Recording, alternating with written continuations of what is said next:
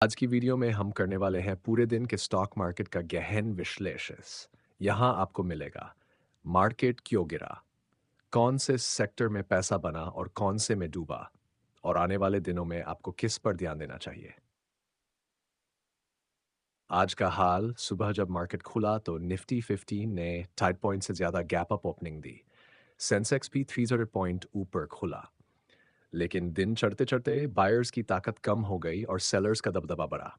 Closing तक Nifty लगभग 200 point और सेंसेक्स करीब 650 पॉइंट गिरकर बंद हुआ।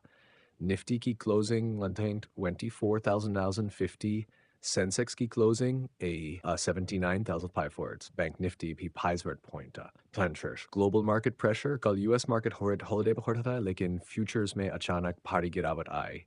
Dow Jones futures 0.7% गिरा, Nasdaq futures 1% टूटा।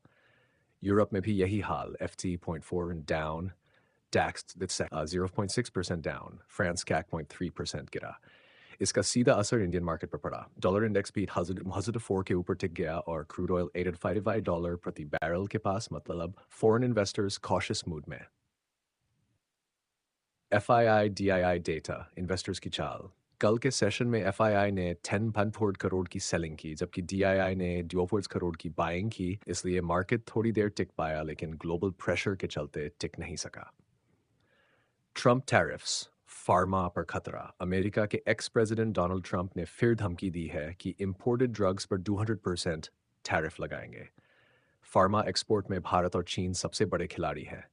इंडिया से यूएस को हर साल लगभग $25 बिलियन की दवाइयां एक्सपोर्ट होती हैं। पहली बार जब ट्रंप ने ये बात कही थी, सन फार्मा, डॉक्टर रेडी, सिप्ला जैसे स्टॉक्स 8 to 10% टूट गए थे, लेकिन अब ये 5वीं बार है, इसलिए मार्केट ने इसे हल्के में लिया।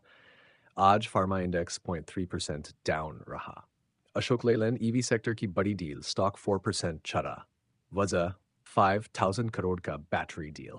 अशोक लेलैंड अब इलेक्ट्रिक कमर्शियल व्हीकल्स के लिए नई बैटरी टेक्नोलॉजी लाने वाली है।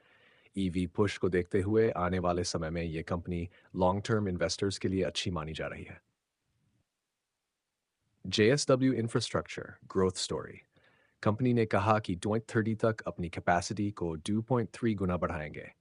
Revenue target 8,000 crore, operating profit target 2,000 crore. Company multiple acquisitions करेगी, जिससे पोर्ट बिजनेस में कैपेसिटी बढ़ेगी।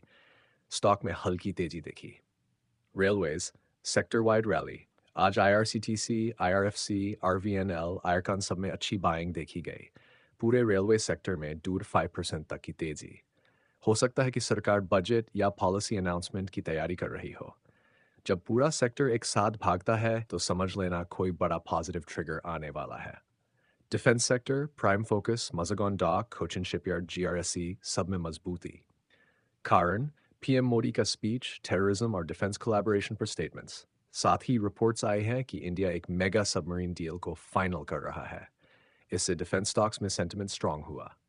Sector performance snapshot. Top gainers: EV, Ashok Leyland; Defense, Railways, top losers: IT, Pharma, Halka; Banking, mid cap index 0.5% gira, small cap index 0.2% gira.